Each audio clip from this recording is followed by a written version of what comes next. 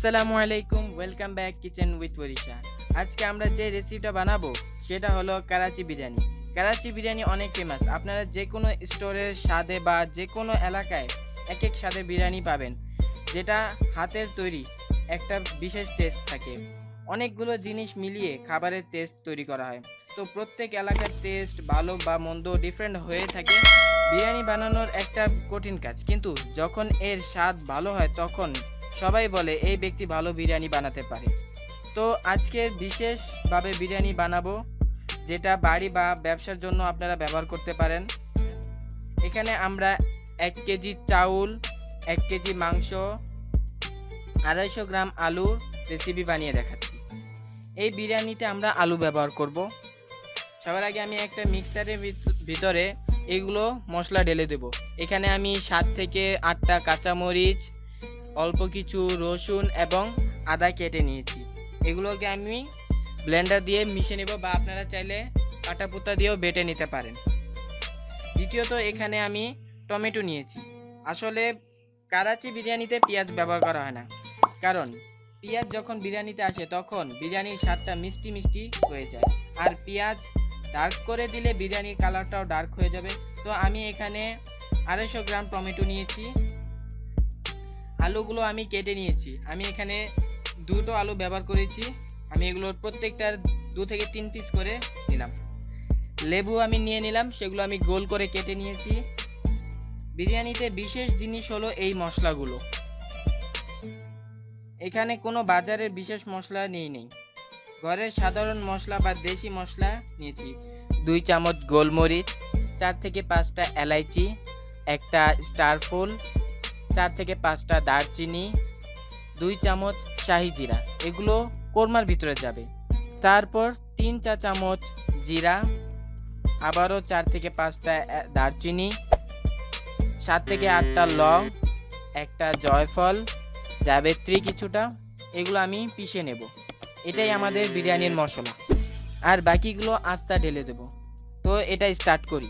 আমি একটি পাতিলে 125 গ্রাম তেল দিয়ে দিচ্ছি।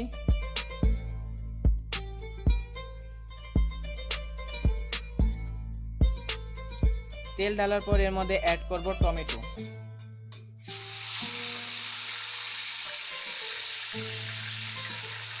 আমি টমেটোগুলো এখানে রান্না হতে দেব 5 মিনিটের জন্য, যাতে এগুলো নরম হয়ে যায়।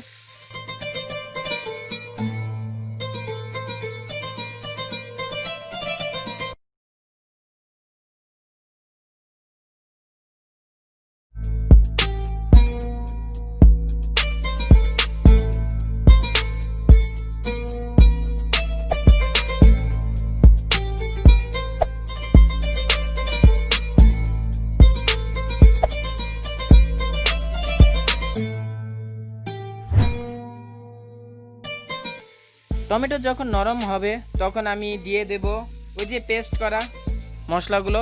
আমি দিয়ে দিচ্ছি 5 চামচ।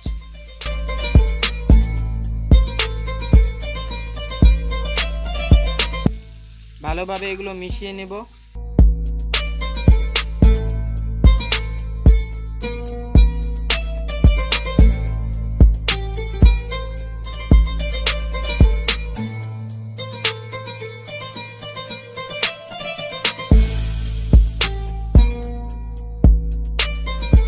এখন অ্যাড করব 25 গ্রাম আলু বোখরা।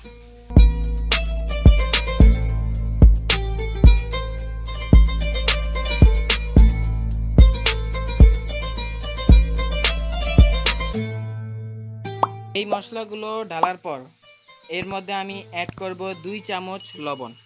আপনারা স্বাদ অনুযায়ী অ্যাড করবেন, বাকিটা আমরা চাউলে অ্যাড করব, তাই এখানে আমি অল্প পরিমাণ লবণ অ্যাড করছি। এখন অ্যাড করব লাল মরিচ পাউডার 3 চা চামচ। চামচ ভরে দিতে হবে।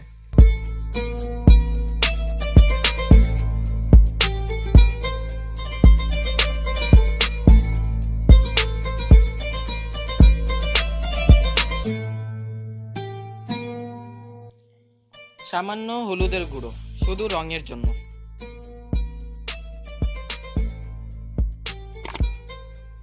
অ্যাড করব ধনিয়ার গুঁড়ো 1 চা চামচ,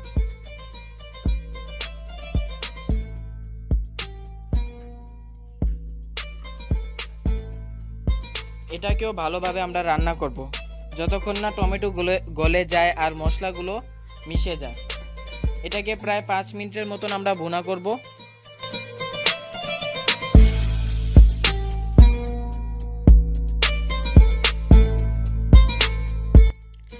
ভুনা হয়ে গেলে পানি অ্যাড করব। পানির পরিমাণটা হবে, আমি এখানে 1 কেজি চাউল নিয়েছি, তাই 1 লিটার আমি পানি নিচ্ছি।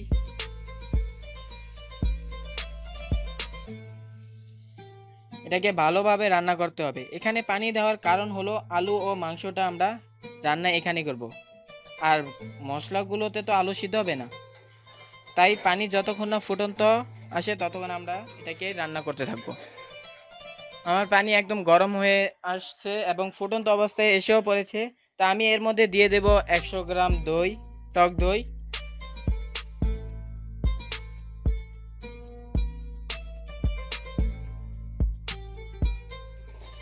দই দেওয়ার পর আমরা আমাদের পিষে নেওয়া মশলাগুলো আমরা দিয়ে দেব।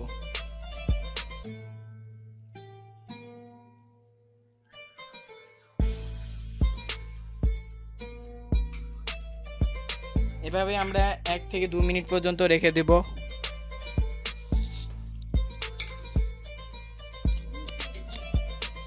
1 থেকে 2 মিনিট হওয়ার পর অ্যাড করব আলু।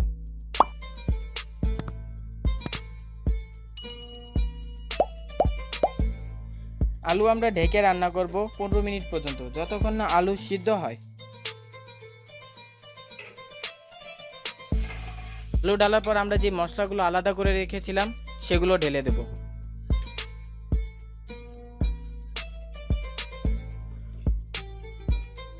এখন এটাকে আবারও 15 মিনিটের জন্য আমরা ঢেকে রাখবো। যতক্ষণ না আলু সিদ্ধ হয় ততক্ষণ আরও একটা পাতিলে আমরা পানি গরম করে এতে ভালোভাবে লবণ, তেজপাতা দিয়ে দেব। আমরা আরও একটা পাতিলে পানি গরম করে এতে ঢালবো লবণ, তেজপাতা। এখানে আমি 6 চামচ লবণ দিয়েছি। চাউলের লবণ কম হলে কিন্তু স্বাদ পাল্টে যাবে, তাই আমি এখানে লবণ বেশি ব্যবহার করছি। আমরা এখানে পোলাও চাল ব্যবহার করছি। আমি এটাকে আধা ঘন্টার জন্য পানিতে আগে ভিজিয়ে রেখেছিলাম, এগুলো আমি পানিতে ঢেলে দেব।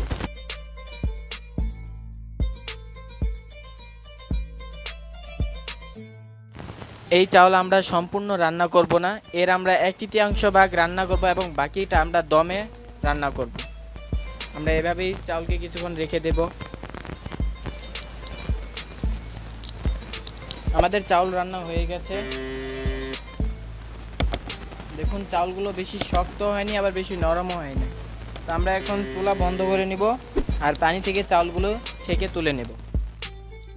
দেখুন আলুগুলো বেশ নরম হয়েছে আর মশলাগুলো ভালোভাবে ঘন এবং ভুনা হয়েছে। আমরা এই অবস্থাতেই চিকেনগুলো অ্যাড করব।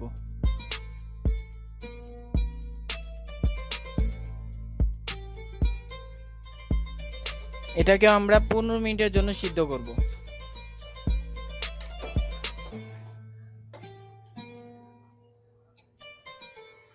তাই আমরা 15 মিনিটের জন্য এটা ঢেকে দিয়ে রান্না করব, যাতে চিকেনগুলো নরম হয়ে যায়। আমাদের চিকেন রান্না হয়ে গেছে। এখন আমি এতে অ্যাড করব কালার ফুড আধা চামচ। এটা দিলে এর কালারটা বিরিয়ানি কালারের মতন হয়ে যাবে প্রায়।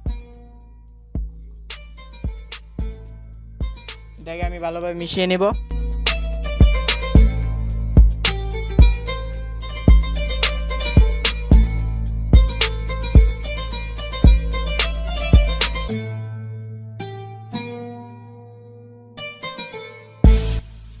এর মধ্যে আমি এখন দিয়ে দেব লেবু।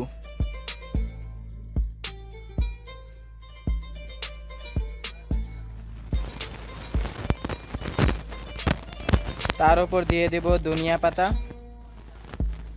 এগুলো আমরা চারদিকে ছড়িয়ে দেব অবশ্যই।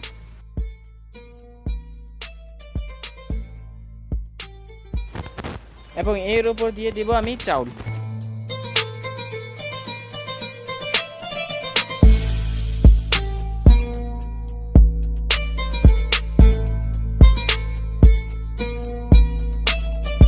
এতে আলাদা করে কোনো কেওড়া জল এসব দেওয়ার প্রয়োজন নেই, তারপর আপনারা চাইলে দিতে পারেন। সব শেষে দিয়ে দিব তেল। তেল দিলে চাউলগুলো ঝরঝরে থাকে, তাই আমি সব দিকে তেল ছিটিয়ে দেব।